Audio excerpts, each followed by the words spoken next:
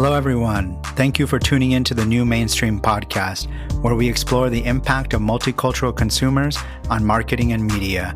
I'm your host, Mario Carrasco, and co-founder of Think Now.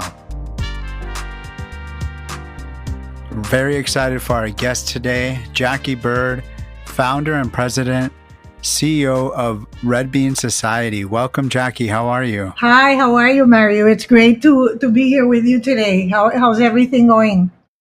Everything's good. Everything's good. We're recording this right before Thanksgiving holidays. Right. It's going to be different this year, but blessed to be here and still be able to work and do what we do, right? Absolutely. And I think it's been, such a different year in so many different ways.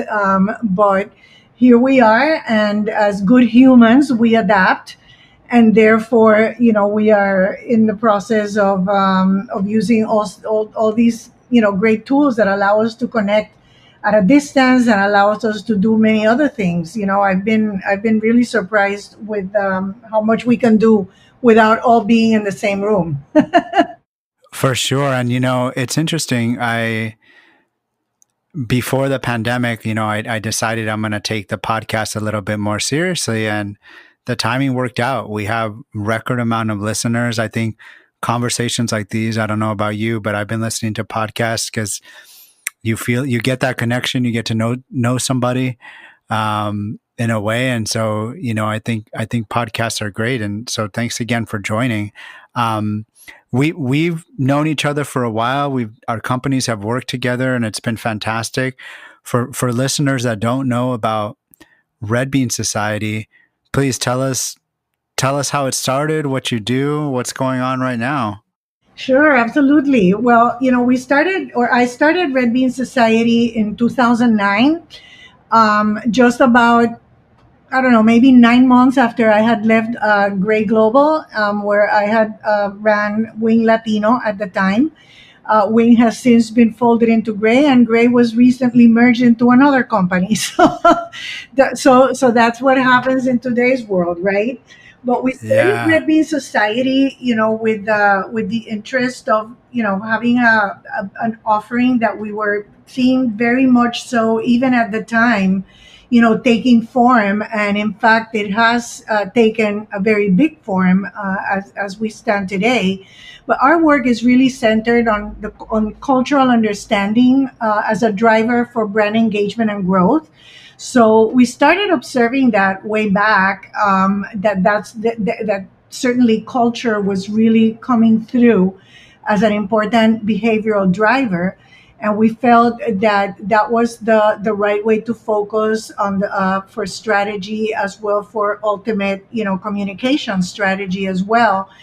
And many brands seeking to attract, or grow among multicultural consumers, where culture is everything, right?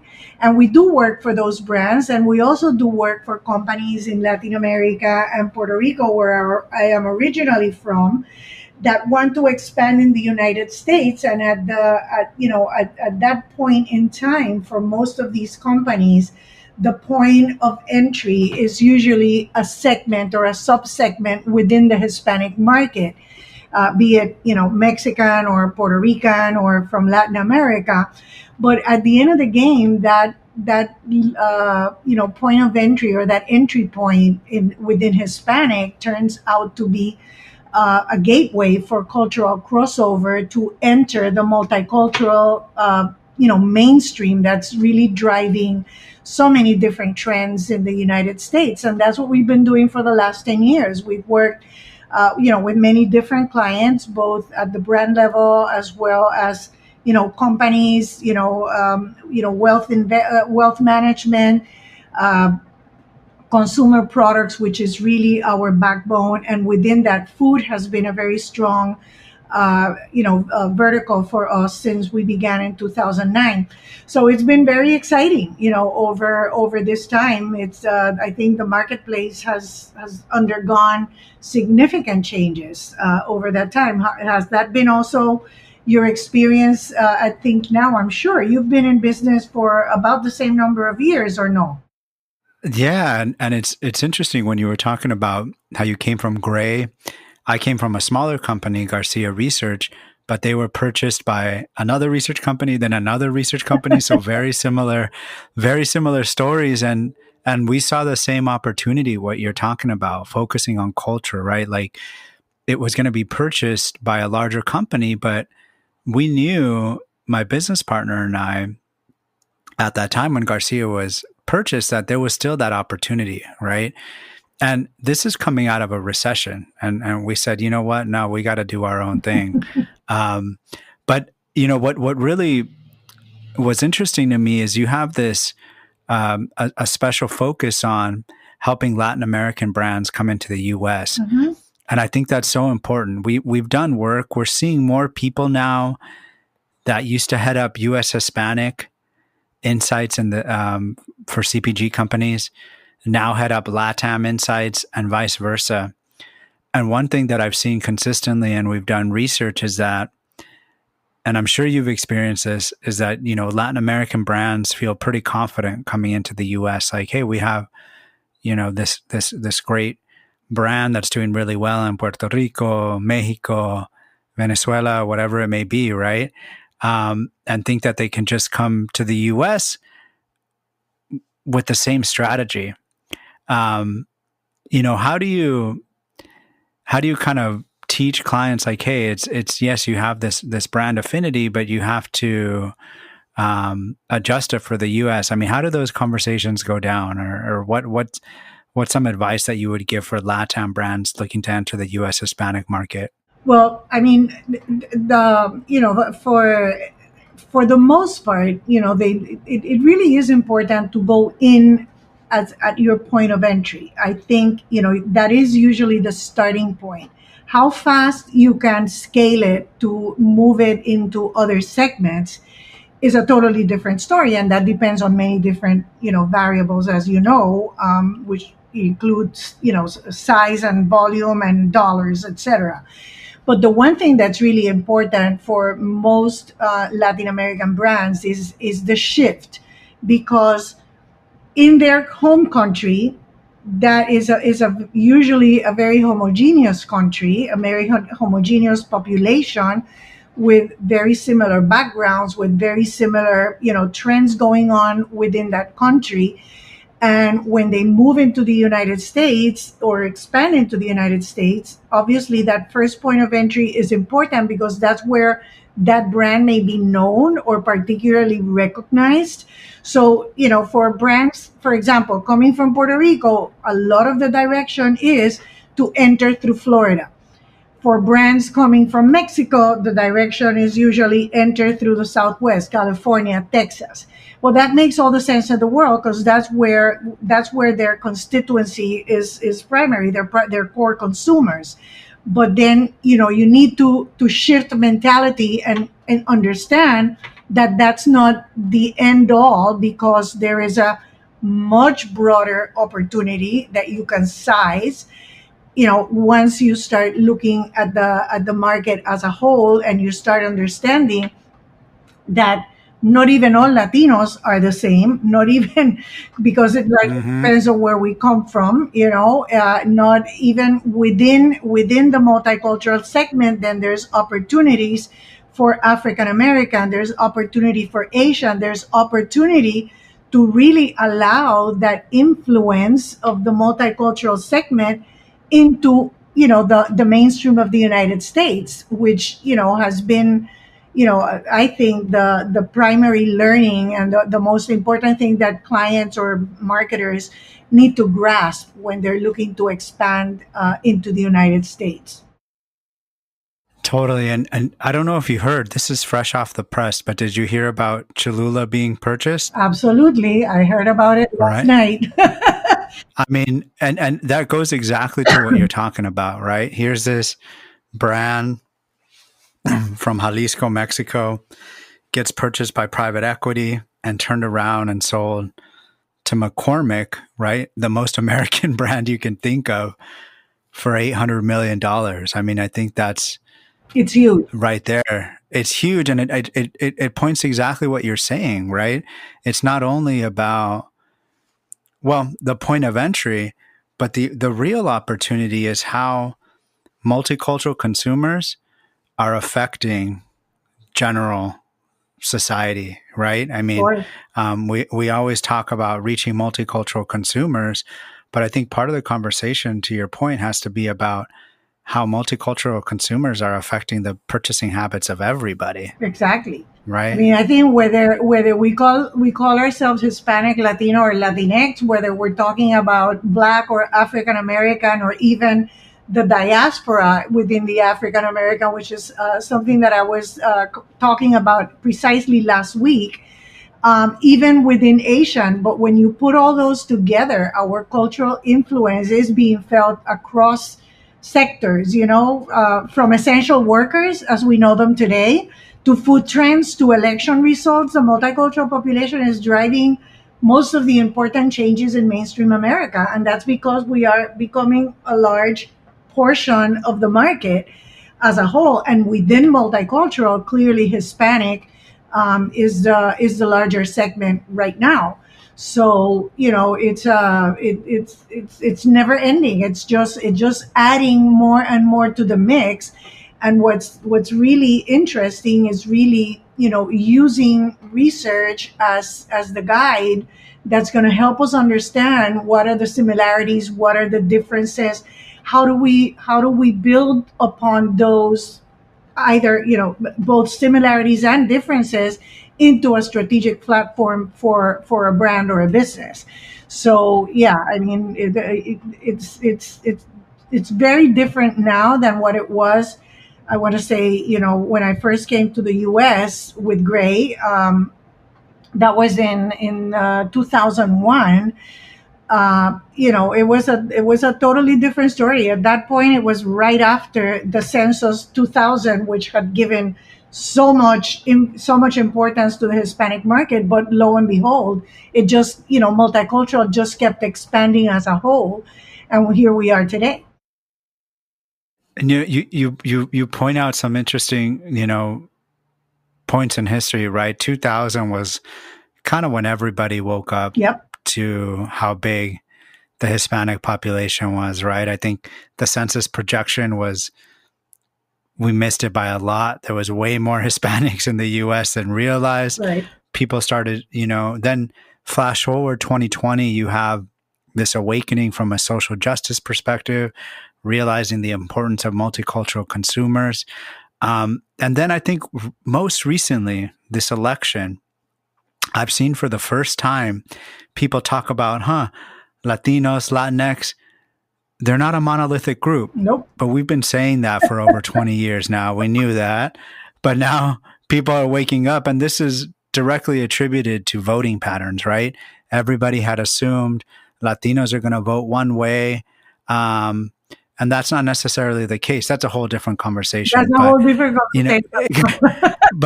But I mean, what do you think about now that the rest of the world, the rest of the U.S. are starting to realize, Latinos are not a monolithic group. I mean, this is something I'm assuming Red Bean Society has known, and from a marketing perspective, you help guide clients, right, to understand that and figure out, well, who within the Latino community is your target market. Yeah, for example, I mean, I work with a client that clearly a good percentage of the consumer behind that brand are from Mexico. But when they expanded into New York, for example, they understood very clearly at that point in time that we couldn't treat the New York market the same way we had done it in California and Texas.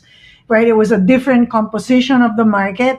Mexicans are not quite as dominant in New York as they are in other parts of the country. And you had a whole bunch of bicultural Puerto Ricans and people from the Caribbean and from Central and Central and South America in the makeup of New York. And when you come to Florida, it's a totally different makeup. Just the elections again is a clear reflection of that reality. And you're right. Some people are saying, "Oh, wait a minute! It's not like marketing to Latinos, and Latinos are one monolith, correct? It's not. We are a composition of many different, and add to that the bicultural aspect of being, two living, of people who live in two cultures, because substantive research, and I'm sure you can talk a lot about that, has been conducted to let us know that the reality is that you cannot put everybody in the same basket and assume that that's how you're going to market to one big chunk of Latinos, because that's just not the way it works. And biculturalism lets us live in both cultures, and we go in and out of those cultures as we see fit. I can go from Puerto Rican culture to American culture to, truly Southern culture, because my mother was born in Louisiana. And so, we're just Yeah. makeup of many different, and to me, that is the most interesting aspect of how culture can drive behavior, because I can behave. I always say the analogy that if I am at Madison Square Garden and Mark Anthony wraps himself in the Puerto Rican flag, I'm going to be jumping up and down like a maniac. And however, when I'm in my real life, I can switch. My husband is Jewish American, so I can switch to that in real time. And that's something that people who don't have that bicultural makeup don't necessarily understand, because they are used to living within one culture. And I think that's fascinating about what we do.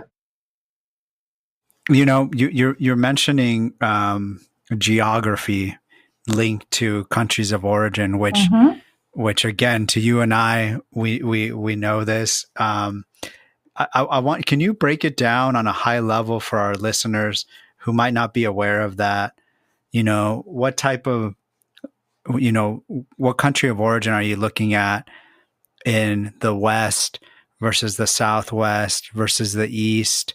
And then, Florida is its own thing. There's so many changes there. Can you just tell us on a high level, what country of origins are represented in higher numbers in each of these regions? Yes, of course. I mean, if you go to California and Texas, it's clearly predominantly Mexican. Same thing happens if you go, towards the north in cities like Chicago, or many other cities that are now like more and more Hispanic influenced. Like, for example, Denver. Anything that's west and southwest, it's really predominantly Mexican. When you go to the Northeast, it is predominantly Caribbean. When you go to Chicago, there is a very, fast growing Mexico population. There's also a very strong Puerto Rican population in Chicago. And when you come to Florida, it's a mixed bag. I lived in New York for 20 years, 18 years actually, before moving to Florida. And I moved to Florida for personal reasons. My husband wanted to move to Florida, and for me, it didn't matter really where I was, because my work is consulting and I do a lot of work, on a remote basis. So we came down to Florida, and I was expecting to find. I mean, I had been in Florida before, clearly on business, etc. But as living in a place is not exactly the same thing. And I was really, I thought, well, I'm going to find a lot of Cuban population. But the truth of the matter is that over the last 3 years, there's been a huge increase in Puerto Rican population in Florida, particularly Mm-hmm. along Central Florida, and that was as a consequence of the hurricane. So now when you come to Florida, it's, Cubans and Puerto Ricans are about 50-50 when you take the two of them alone, and then add to that Central American and, Latin American, per se. So yeah, there is a different makeup of that Hispanic market when you take it to, other multicultural segments like African American or Asian. You're going to find a lot of African American in the South, as well as certain markets in the North, in the mid North, I would suppose. Whereas Asian is really predominantly in California, New York, but we're seeing a lot of Asian also happening in markets like Texas, for example. So, when you look at the whole of the United States, you have a very strong multicultural mass in the major key DMAs that really impact, brand performance as a whole. So it is a very important segment to be addressing. Yeah, and thank you for giving that overview because I think we have two types of listeners on the podcast. As one, you know, kind of preaching to the choir that just want to stay connected and are really in the multicultural marketing mix. And then another segment that really kind of picked up during the pandemic that are just want dipping their toes into multicultural marketing. So they think that's super helpful. Believe it or not, we're almost hitting our time, but I did want to ask you, you've done some great work. What work are you most proud of that you've done while at Red Bean? I think the work that I'm most proud of is the work that we've done for a brand named Tajín, which is chili lime seasoning by product definition, if you may. It is it's the brand. We started working with the brand pretty much at the onset of our company startup, which was in 2010. So I told you we started the company in 2009. So around 2010, we were already working with Tajín and continue to do so. And we feel very proud of the performance of that brand. It started as a small, if you may. And then I always say that there's no such a thing as a small client. And I think Tajín probably proves that in my real life. But the reality is, we took the brand from a two market, pretty much brand focused very closely on the Hispanic market. And, by 2012, we had identified that the brand already was starting to penetrate other segments, and we started doing a lot of deep insight research around the brand, within those segments, how consumers were viewing it, how they were using it. And today, the brand is very much at least in 10 markets, and from a distribution standpoint, it enjoys national distribution across all major retailers, Walmart, Kroger, etc. And we've really made big inroads with a brand that really started very, very small in two key markets in multicultural. I mean, in Hispanic, and we've driven it to the multicultural and crossed over into mainstream to the point where we've been featured as flavor of the year for 2020 and Food Network. It was featured in the New York Times last year as a lifestyle brand that was making strong inroads into the U.S. market. So yeah, I would say that as of now, that is for Red Bean, that would be the track record that I would be most proud of. That's incredible. And hopefully, we were able to help you a little bit in that. Tajín, one of my favorite brands personally. We have it at my home, put it on fruit. And I could see that transition that you're talking about. Yep. Because it used to be, well, my wife is Sri Lankan, but she knew about Tajín. They similar kind of culture from a flavor perspective, putting spicy things on fruit and whatnot. So like we were aware of that brand, but now I see my non-Hispanic friends, my white friends, Black friends, Asian friends aware of it. I know LA is a very different market, but usually LA is kind of from a food perspective, what happens here tends to go across the country. And so, Absolutely. Tajín is definitely one of those stories. I mean, the past decade went from only Latinos to a good amount of people now know about Tajín. So congratulations on that. No, the penetration is very strong at this point among all the different segments that we look into, and right now we're looking across all the segments: non-Hispanic, white, African American, bicultural Hispanics, unacculturated Hispanics, and Asian. So we are doing very good work. I work very closely with with the company and their advertising agency in New York. And the brand has it's an amazing story. That's great. And that's the type of stories, like that's why we do what we do, right? I mean, you see the potential in these brands, and it's so cool to see them grow. Well, thank you so much for being on the New Mainstream podcast, Jackie. For listeners that want to learn more about Red Bean Society, connect with you, can you please share your website, social media? Sure. It's the website is redbeansociety.com. Very easy. Red Bean, all one word, society.com. And we have handles on LinkedIn as well as Facebook. Great. Thanks again, Jackie, and thanks everybody for listening. All right. Thank you so much for having me, Mario. It's nice talking to you. Thanks to everyone listening in. To get more multicultural insights, check us out at thinknow.com and follow us on social media. You can also subscribe to this podcast on your favorite platform. Final thank you to our producer, Lucas Martinez, who created our intro music and makes our podcast sound great. To email him, reach out to martinez.lucas.a@gmail.com.